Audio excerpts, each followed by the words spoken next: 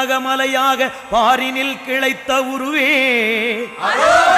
பதியாக ஊராக தெருவாக வீடாக படைத்தாலும் சக்தி திருவே கனியாக காயாக பிஞ்சாக பூவாக கருவான தெய்வ உடலே காற்றாக நீராக கதிராக நிலமாக காசினியில் வாழும் உயிரே முனியாக உடை கண்டு முதல்வனை சினந்துமே பழம் நீ என்றான முருகா மூதாட்டி அவ்வைக்கு சுடுகின்ற பழந்தந்து முத்தியும் தந்த அழகா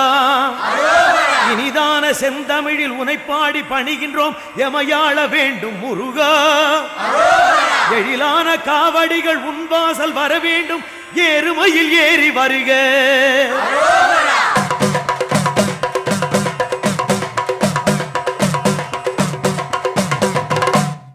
கையிரண்டை குவித்துன்ற